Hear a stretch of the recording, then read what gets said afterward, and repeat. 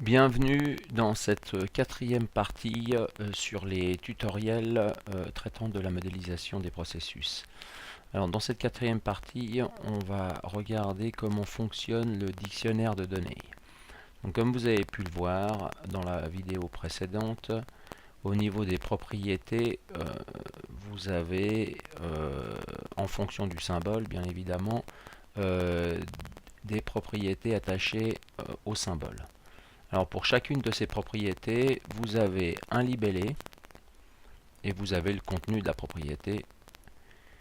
Alors ce libellé est affiché en fonction de la langue de votre diagramme. Donc on le verra dans une prochaine vidéo. Vous avez la possibilité d'avoir plusieurs langues pour le même diagramme et pour la même solution. Donc ici on a le diagramme par défaut, il a été créé en français.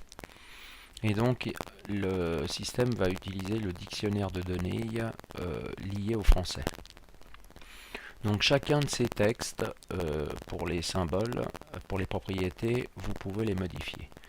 Donc si par exemple celui-là, vous ne voulez pas que ça s'appelle le nombre de l'eau, mais le nombre traité par exemple, à ce moment-là vous pouvez modifier directement le libellé de la propriété.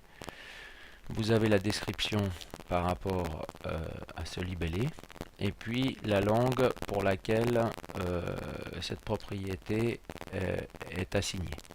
Donc si je fais modifier, à ce moment-là, j'aurai le nombre ici traité et pour toutes les activités, eh bien, cette propriété sera devenue le nombre traité.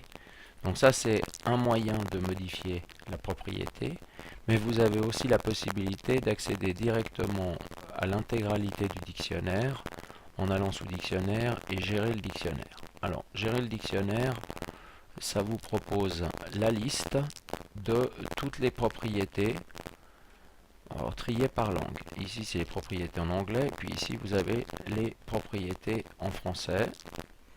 Et vous pouvez, dans le dictionnaire de données, ajouter autant de langues que vous le désirez. Donc si je clique sur Nouvelle langue, il va vous demander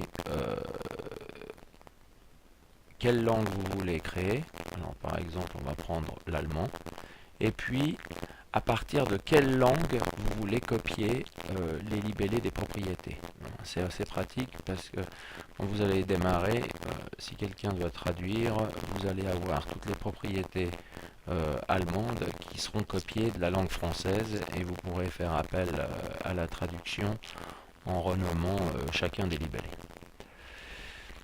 Si vous voulez encore modifier donc les propriétés ou la description, il suffit de cliquer sur l'élément, par exemple ici, contient la liste des arrangements. Voilà, donc il n'y a absolument rien d'autre de plus compliqué pour modifier le dictionnaire des données. Donc ce dictionnaire va vous permettre de mettre les noms de symboles que vous utilisez plutôt que d'utiliser ceux qui sont proposés dans le produit. Vous allez pouvoir adapter tous les libellés par rapport à votre topologie au niveau de votre entreprise. Donc là on peut modifier directement. Alors vous avez aussi la possibilité de pouvoir trier par champ. Donc là j'ai mis langue. Alors je peux effectivement enlever la langue.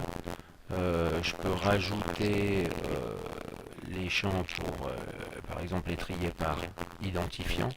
Là c'est pas beaucoup de sens. On peut organiser comme on veut l'affichage des propriétés.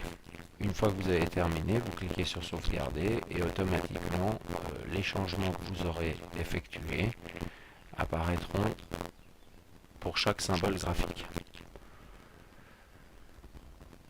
Voilà. Voilà, je vous remercie d'avoir suivi ce tutoriel et je vous propose de me rejoindre dans le prochain qui va traiter du multilangue au sein des diagrammes et des solutions.